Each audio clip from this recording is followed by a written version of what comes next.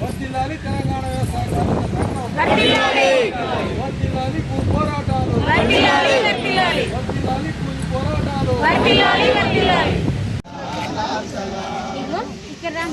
పోరాటాలు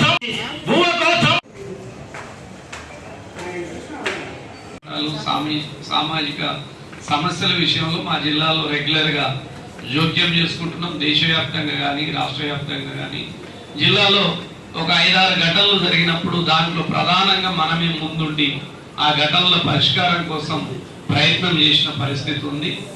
సందర్భం బట్టి సామాజిక సంఘ